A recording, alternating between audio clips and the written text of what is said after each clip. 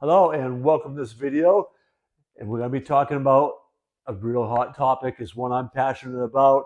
And with youth sports today, with billions, that's right, billions of dollars changing hands, we really got to be asking the question, are young people getting better and more opportunities, or are they being priced out of the game? And that's what we'll be discussing in this video.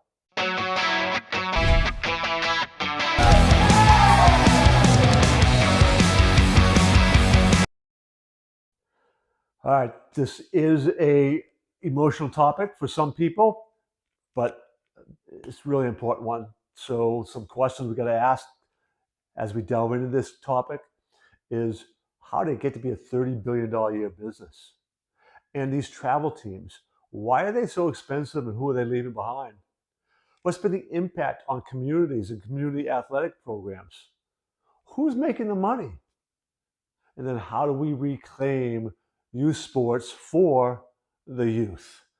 All those things and more is what we'll be talking about in this video. How did youth sports become a $30 billion business? Well, it kind of began, and might be a slight oversimplification of this, but essentially there was a need. There was a need from college coaches, and there's a need from parents, particularly parents from smaller regions or communities and stuff, to get noticed, right? If you were a really good baseball player growing up in New England, which is where I grew up, you didn't really have much opportunity to showcase your events to some of these big schools. And Southern schools weren't looking at at Maine for talent. That was until back in the 1980s, where the University of Maine had a run of several College World Series appearances in a row, pretty much with all Maine boys, New England boys, like 99% New England boys. And they realized, oh, there's some talent from up there. So they began to be noticed a little bit more. But then the business people began to understand. Somebody saw, wait a minute, if we can bring the coaches, and this is more than just baseball and hockey, it's all of them, basketball. If we can bring all these college coaches to one tournament, one event, and even maybe have some skills and drills things so the coaches can see the athleticisms behind these athletes and then put them in games against each other. We'll have these regional tournaments, and I will charge so much per team to be here, and I will guarantee that they are going to be in front of these top tier coaches, these D1 coaches, and might even get some pro scouts there. Thus, this idea of these big tournaments was kind of born.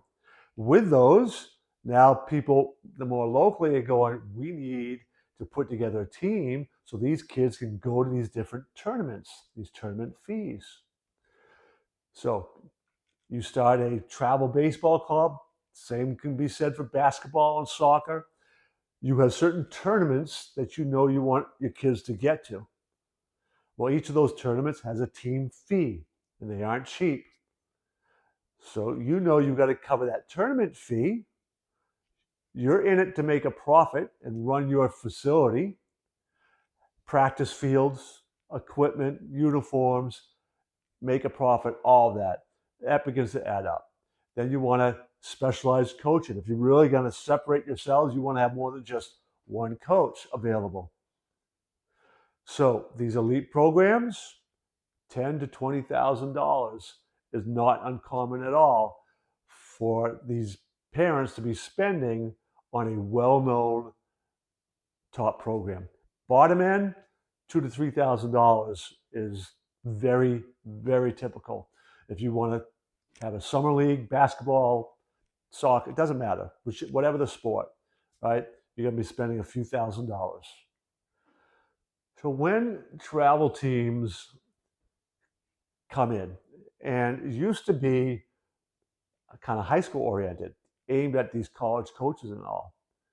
But now it's middle school and even younger. There is a tournament baseball tournament, nationally held tournament for 9-year-olds. There's a group of fathers that I know who took a team to this big tournament in Cooperstown, New York, Little League age boys. It wasn't Little League affiliated, but it's a big deal. It draws teams from all over the country. So Little League age, 10 to 12-year-olds. And there was a team that they played against from California that the families there said, yeah, we still got about 30 more games to go in our season. We play 150 games a year. 150 games a year for Little League age boys.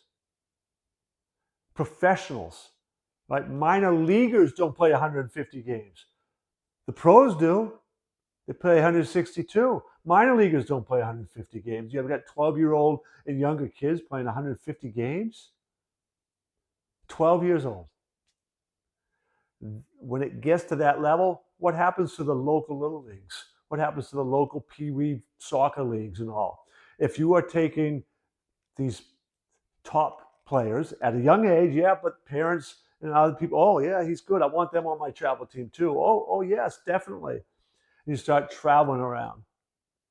With them gone, the incentive for other families and kids begins to die out because you need some of that top tier talent to help bring attendance, volunteer coaches, and the kids want to be around that talent too, that level. It's fun to play with them, to be able to say, yeah, I played with Johnny, and when they're gone, local leagues collapse. I'll use Little League as an example again because it's at its lowest levels of participation in decades. I have a friend who's down in South Carolina, didn't really have that as an option. Little League was not a viable option. Travel baseball was it. And then they had all the politics involved with trying to get his son onto a travel team and whether his son was going to get playing time or not. We have a serious issue, and its impact on communities has been detrimental. There is a lot of people making money in this racket. You even have big equity firms buying up the rights to these tournaments. Think about that for a moment, right? So you have a few small firms who are controlling some of the largest and biggest tournaments around. When you follow the money, so to speak, well, let me give you an example locally where a travel baseball program. It was started with high school team, right? We're going to go to these tournaments. Well, they got enough kids to have two teams. So this was upper level. The junior year was the big one, right? That was when most of the kids were juniors in high school because that's when you want the college coaches to see you. Some sophomores. Well, then they begin to add freshmen, and they go to two teams, and then middle school, and then upper elementary school and middle school.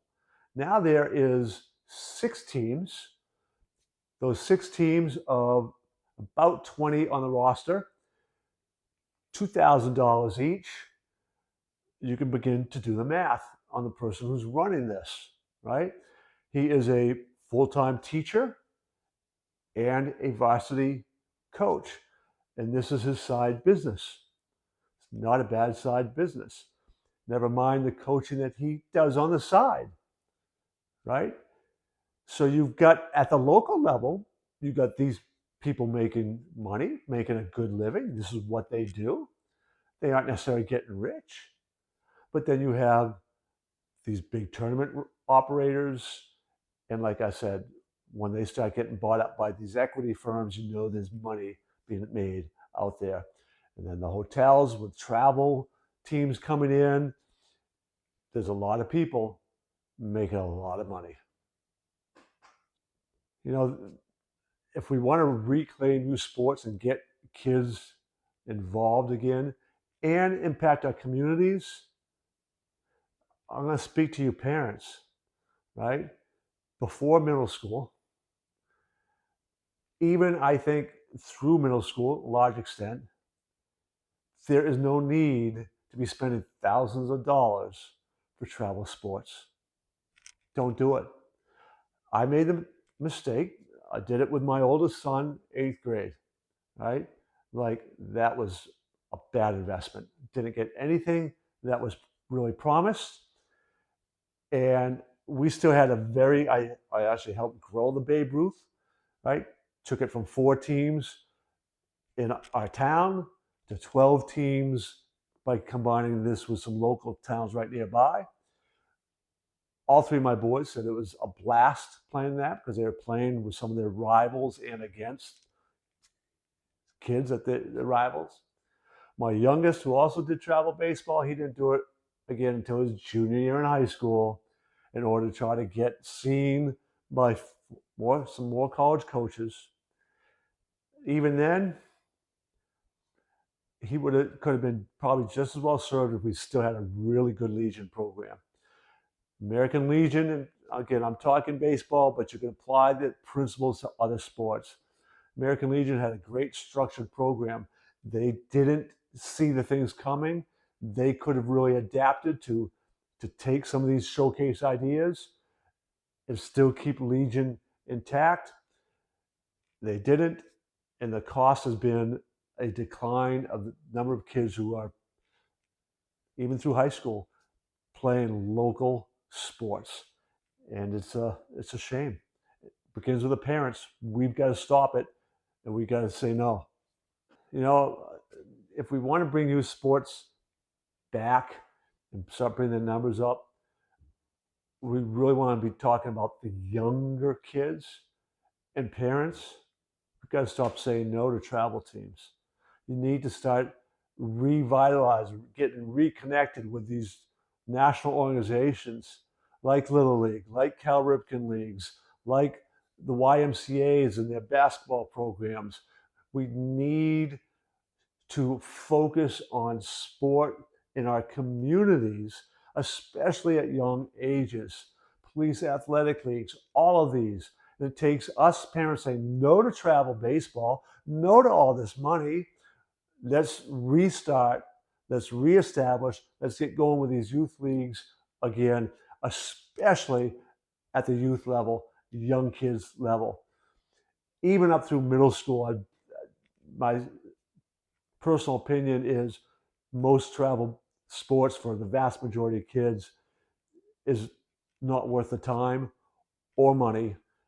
It'd be much better served building good, strong, more local communities. All right, we just wrapped up a video that I'm a little passionate about because I think it's a shame what's been happening to some really great youth sports organizations. Whether you agree with me or not, I do encourage you to check out my other videos because you know what? It all is about learning, and we can agree sometimes to disagree. I would also encourage you to check out some other videos. In particular, are overzealous parents ruining youth sports? That would go right along with the topic we just had. Come back and see us in another video.